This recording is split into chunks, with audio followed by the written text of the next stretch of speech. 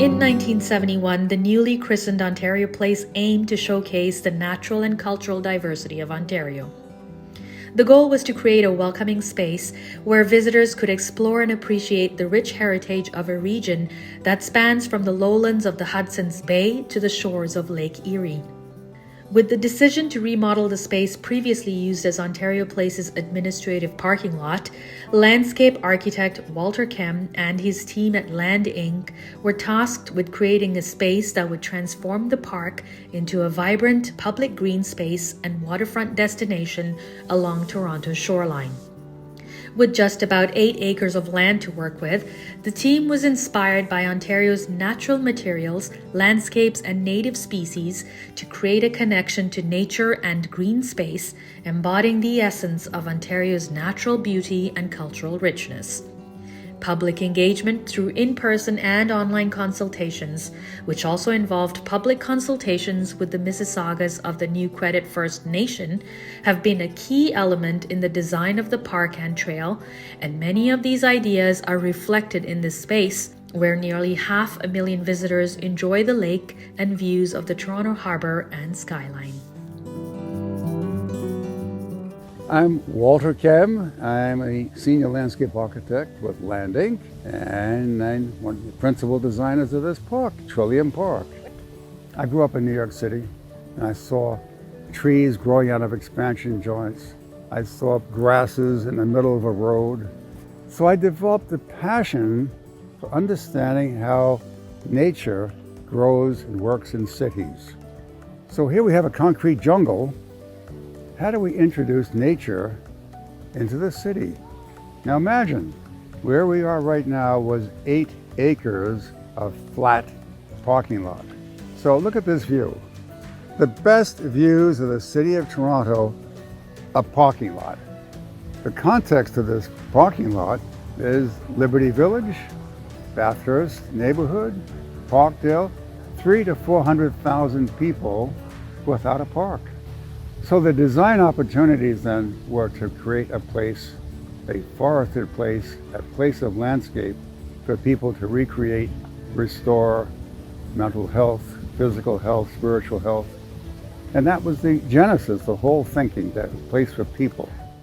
So we sat and we discussed, what is Ontario?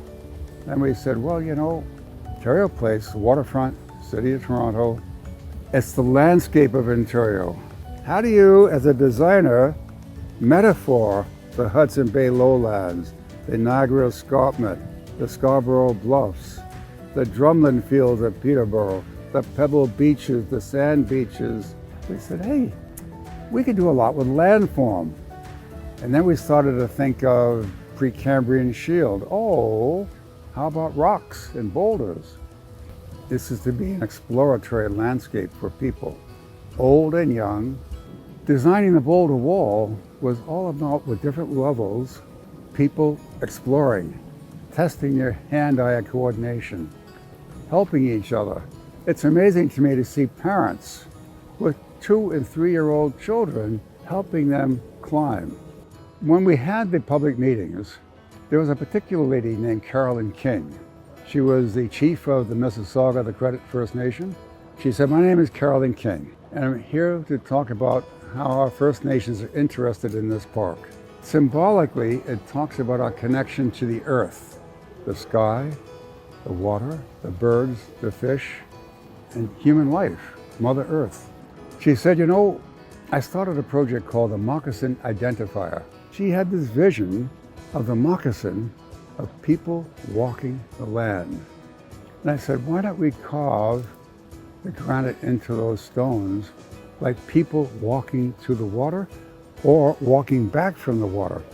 It was a wonderful blending of technology with spirituality, the First Nations. But that was only the beginning, because then we talked about ceremony. The pit over here, there are north, south, east, west stones and room for 12 people to sit around the fire. In the 1400s, 1500s, 1600s, people walked this land and they didn't have GPS, they didn't have language, they didn't have signs, they didn't have anything but marker trees. And they would bend the trees up a meter and out a meter and then up again. And they would point either to the water, food and shelter, to the water or away from the water. So a great thing about this park is that people can use their imagination, see things and intuit things and interpret it as they like, not what the designer thought. So I think that's a secret in parks design. School children can come through here and they will have a natural classroom. Geology, meteorology, biology, botany, you name it, it's here. In society today, we're increasingly finding issues of mental health. This is our stress relief point. This is where we can get out in space. We feel sense of place. We feel peaceful and calm.